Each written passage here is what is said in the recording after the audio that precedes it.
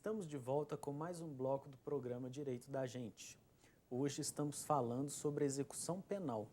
Se você tem alguma dúvida sobre esse tema, entre em contato conosco pelo telefone 3372-3720 ou mande mensagem de texto ou WhatsApp para o celular 99972-1640. Eu recebo aqui no estúdio o Dr. Lincoln Barros Júnior, que é advogado na comarca de São João del Rei. Dr. Lincoln, no bloco anterior, nós estávamos aqui delineando os tipos de assistência ou, vamos dizer assim, os deveres do Estado para com a pessoa que está encarcerada. Agora, atendendo até um anseio da população, que infelizmente, eu vou bater nessa tecla aqui, e enquanto isso não mudar, infelizmente, aquela máxima, né? Bandido bom é bandido morto e daí por diante. Quais são os direitos e os deveres do condenado, ou seja, da pessoa que está encarcerada? Rafael, é exatamente essa situação mesmo que a gente enfrenta e eu também tento sempre bater nessa tecla. Sou um militante assumido com relação a não somente aos direitos da pessoa presa, mas sim a uma conscientização da população de o que leva esses indivíduos a serem encarcerados, o que os levam para as prisões. Mas fugindo um pouquinho disso, que é um tema um pouco polêmico, né, mas a gente tem que sempre estar colocando, claro que existem tanto direitos quanto os deveres da pessoa presa. Como eu havia falado, né, anteriormente, no bloco anterior, eu tento sempre levar a ideia de que a pessoa presa ela não perde a sua característica, a sua condição de ser humano. Então, quando se trata de deveres e direitos de uma pessoa presa, então a gente tem que entender aí também que essa pessoa ela não deixa de ter os deveres comuns da sociedade, de um indivíduo qualquer, e ela não deixa de ter também esses direitos de um indivíduo qualquer. Na verdade, existem, claro, que algumas questões que vão diferenciar até pela condição que ela se encontra, né? Então, um dos direitos que ela não tem é o direito de ir e vir, que é o direito de liberdade. Mas ela tem, claro, que o direito ao tratamento de saúde adequado, à salubridade, ao tratamento com dignidade. Tem direito ao trabalho, né, que está dentro de uma possibilidade de ressocialização. O trabalho não é simplesmente para o indivíduo ganhar dinheiro, para o indivíduo só trabalhar por si só, está dentro do processo de ressocialização. Tem o direito ao estudo, ele tem direito de ser tratado com urbanidade dentro do sistema prisional, ele tem direito de tratamento nominal, é um negócio muito interessante, porque existem relatos históricos, existem locais no mundo em que os indivíduos presos eles não são tratados pelo nome, eles são tratados por código, por números, e o tratamento nominal, ele leva a dignidade da pessoa humana, né? A condição salubre do estabelecimento prisional seria o caso de um estabelecimento prisional com ratos, com sujeira, com fiação exposta. Tudo isso que tira a condição de ser humano dessa pessoa, o que não pode ser permitido pelo Estado. Isso não deveria acontecer em nenhum local e também não deveria acontecer no sistema prisional. Infelizmente, a realidade que a gente vive hoje não é tão bela assim. Existem, sim, sistemas prisionais no Brasil que não existem essas condições mínimas. E deveres da pessoa presa são deveres normais de todo ser humano, né? Claro, o tratamento com urbanidade dos demais presos, da própria comunidade, dos próprios servidores do sistema prisional, os juízes e todos os servidores do judiciário. Aceitar as regras impostas são um dos deveres da pessoa presa. Cumprir a determinação da sentença. Então, se o juiz determina que um indivíduo vai ficar preso por 11 anos, então a gente tem que entender que esse indivíduo ele tem que cumprir fielmente essa decisão do juiz. Ele tem que cumprir fielmente esses 11 anos que ele tem que ficar recluso. Claro que vão ter algumas alterações com base em regime, livramento condicional, mas ele tem que cumprir toda essa pena. Por exemplo, ele não pode fugir. Se ele fugir, ele está descumprindo uma dessas regras. Tem que cumprir todo o ordenamento de disciplina do estabelecimento prisional, né? O estabelecimento prisional ele tem um código de disciplina e esse código de disciplina tem que ser seguido pela pessoa que está presa. Tem que ter higiene pessoal, asseio. Também existe, né, uma regra prevista na lei, tem sido com algumas medidas, algumas políticas aplicadas, que é o caso da indenização à vítima, né? Indenizar a vítima pelo mal ocorrido. Claro que existem crimes e condições que essa indenização ela não vai reparar realmente o dano, mas existe a compensação que o Estado tenta trazer para a pessoa. E também a indenização ao Estado pelos gastos que ele tem com esse indivíduo preso. Também é um dos deveres da pessoa presa. E disso aí vão desmembrando outros deveres e outros direitos naturais, né, do ser humano e que vivem nessa relação de encarceramento. Doutor Lincoln, nós estamos aqui desse aspecto da assistência, dos direitos e deveres da pessoa condenada, mas uma grande dúvida que eu acho que paira na sociedade e às vezes causa uma certa perplexidade até para nós advogados é a questão dos estabelecimentos penais que são destinados para acautelar esses indivíduos que estão cumprindo uma sanção criminal. Aqui em São João del Rei, se eu esquecer de algum, por favor, me corrija. Claro. Nós temos o presídio regional, que fica uma parte na famosa Fazenda do Mambengo, né, que é na saída da cidade. Temos o anexo 2 do presídio, que fica dentro da cidade, perto ali do mercado municipal. O antigo caçoque, como eles falam, né? Isso. Temos as APACs, masculina e feminina. Exatamente. E temos a Casa do Albergado.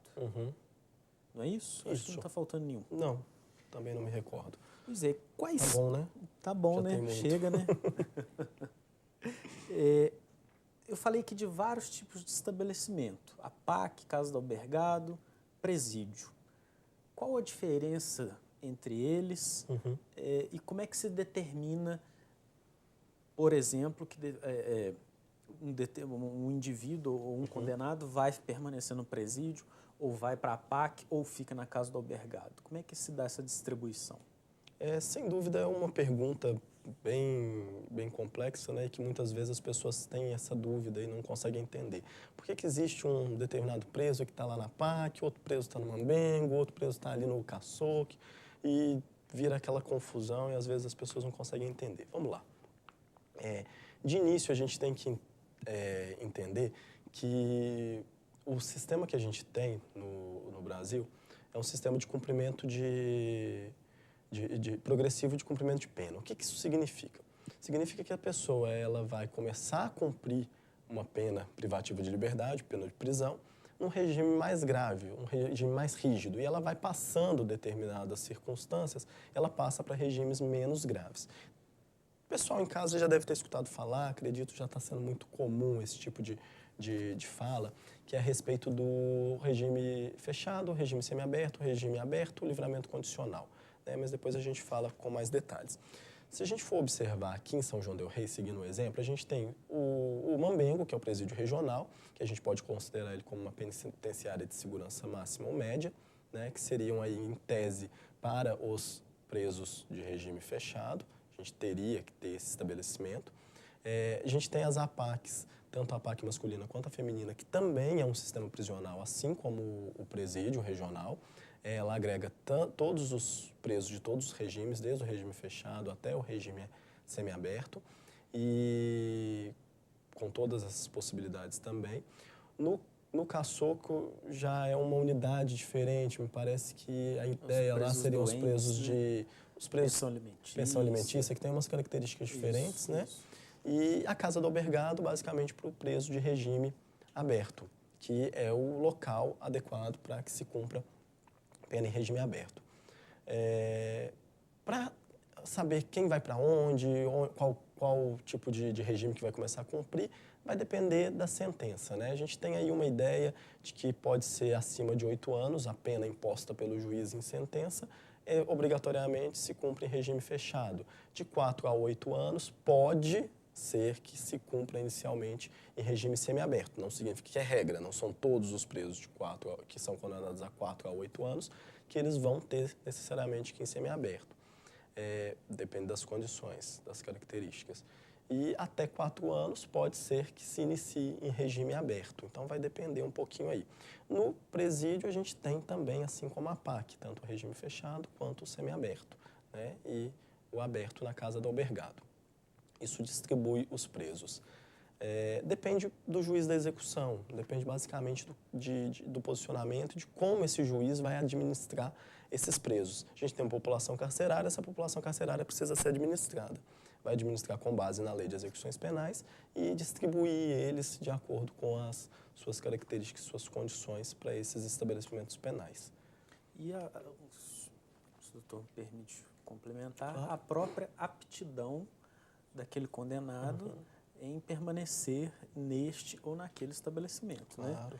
Porque, como a gente sabe, a APAC é um método que eu entendo muito melhor do que qualquer presídio ou do que qualquer cadeia, o que for, mas que demanda da pessoa que está lá dentro a disposição, ou seja, a aptidão de se submeter ao regime, eu nem diria disciplinar, mas enfim, a forma de custódia que é proposta no sistema APAC. Então, talvez seja isso também que possa diferenciar, né? Porque na APAC nós temos, na masculina e na feminina, regime fechado, semiaberto e, salvo engano, na feminina tem o aberto também. Tem o aberto também, porque não existe casa do albergado em São João del Rei feminina. Para mulher, né? Então, acaba que o estabelecimento prisional ele precisa suprir essa ausência, né?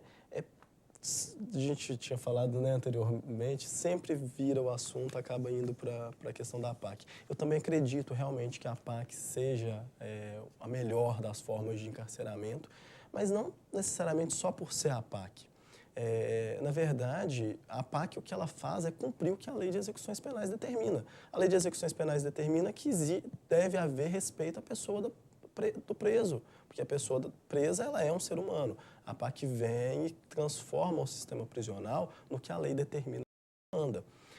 Eu acredito, sinceramente, que não se estão todos os presos em APACs simplesmente pelo fato de que não existe vaga para todos os presos em APAC. Não existe vaga para todos os presos no sistema prisional convencional no Brasil. A gente sabe que presídios com 300 vagas hoje ocupam 800 presos. Celas com 6 vagas, hoje ocupam-se 12, 15, 20, 30 presos, dependendo da realidade local. Então, eu acredito mesmo que seria o caso de todos os presos estarem na APAC. Claro que a gente tem que entender que, como existem poucas vagas nas APACs, a gente tem que fazer meio que um certo merecimento. Então, o indivíduo precisa merecer para estar na APAC. Né? Se comete falta disciplinar de natureza grave, por exemplo, estando na APAC, ele retorna para o sistema prisional convencional e acaba perdendo essa oportunidade. São poucas vagas, tem que dar oportunidade para aqueles que realmente desejam, se empenham e querem o processo de ressocialização e reintegração social. Acredito que seja mais ou menos assim. Esse é o meu entendimento e o que eu acredito mesmo. Exato. Bom, nós vamos para um breve intervalo. E se você tem alguma dúvida sobre a execução penal, entre em contato conosco pelo telefone 3372-3720 ou mande mensagem de texto ou WhatsApp para o celular 99972-1640. Voltamos já, não saia daí.